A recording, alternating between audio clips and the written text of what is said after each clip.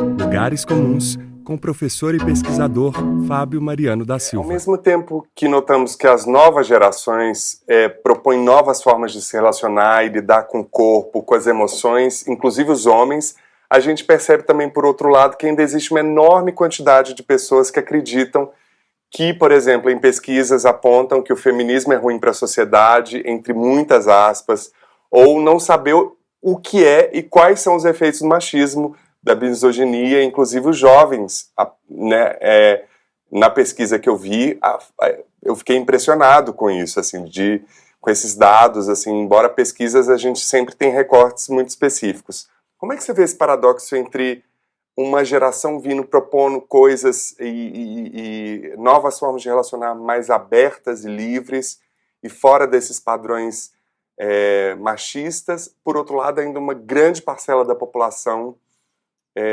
desconhecendo o que é machismo ou achando que o feminismo é um mal para a sociedade? Eu boto uma fé nessas novas gerações, nesses novos grupos e porque acompanho. Por isso que eu acho que a insurgência, a transgressão é o que vão fazer com que a gente consiga avançar. E consegue avançar por quê? Porque você rompe essas barreiras dadas pelo binarismo de gênero, essas barreiras raciais, fazendo com que a branquitude se discuta e discuta os seus privilégios, os acessos de pessoas negras e assim por diante. Então, esses novos movimentos tendem a fazer isso e, do meu ponto de vista, isso tende a aumentar. Porque de onde nós estávamos e onde nós estamos hoje, a situação ainda é muito ruim, mas eu acho que ela é muito esperançosa.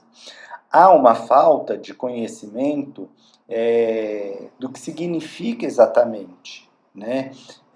Você reproduzir um comportamento machista, ou quanto ele é nocivo, ou quanto você sequer se dá conta. Por quê? Porque você nunca é questionado. Eu sempre digo, você quer irritar uma pessoa branca, é você começar a falar das características brancas dela.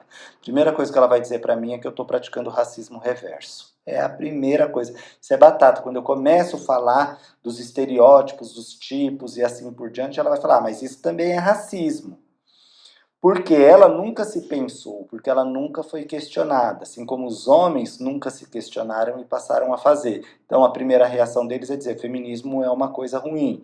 É mulher peluda, é mulher que não quer ter filho, é mulher que quer viver determinadas relações que não são convencionais e assim por diante. Mas isso começa a ser revisto também, justamente porque nós temos avançado nesses institutos que são institutos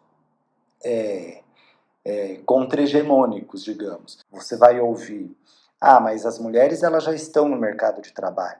Mas eles não conseguem, por exemplo, considerar ou interpretar de que elas chegaram ao mercado de trabalho após muita luta e muita negociação para entrar no mercado de trabalho, porque quando entrou, inclusive, entrou ganhando menos. O espaço público que elas tiveram que negociar, muitas vezes negociaram, passaram a ter cotas dentro dos partidos, mas de 30%, quando nós temos um percentual muito acima de mulheres nas nossas sociedades. Então, veja, os homens, vários grupos começam a se mobilizar. A política tem dado um bom exemplo quando ela começa a tratar de uma coisa que é fundamental, que são os coletivos, os mandatos coletivos. Quando eles vão fazendo coletivos de homens, de mulheres, de pessoas cis, de pessoas trans, de pessoas brancas, de pessoas negras, de pessoas asiáticas e assim por diante. Isso demonstra o quê? Demonstra um avanço. E é um avanço, por exemplo, que hoje parece pouco, hoje é incipiente, mas amanhã a gente vai ver, olha, isso aqui foi fundamental para que a gente pudesse fazer. Os homens ainda vão demorar para entender. Em muitas regiões do país, inclusive, vai se demorar para entender o que é que as feministas estão dizendo. Mas nós chegaremos lá.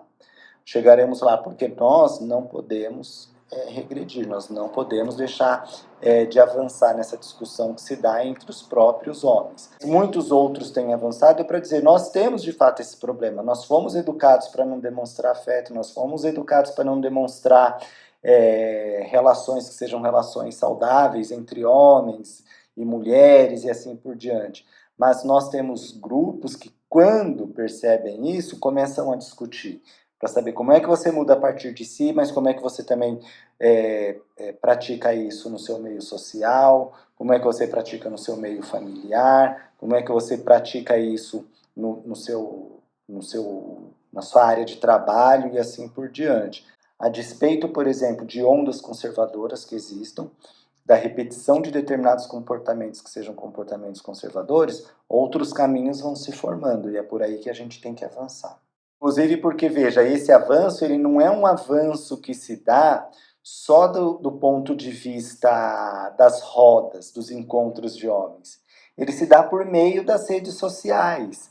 E as redes sociais elas devem se utilizar porque isso alcança, você pode dizer, é pouco, é incipiente, mas isso vai alcançar. Isso vai chegar. E você vai conseguir estabelecer...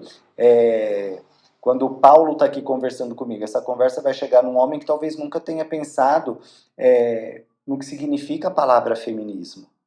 Talvez ele vá lá procurar e vai ver, nossa, a palavra feminismo era atribuída a uma doença, e daí, como era uma doença que deixava homens com características femininas, ele começa a ter uma visão que é uma visão nociva, ruim do que seja o feminismo.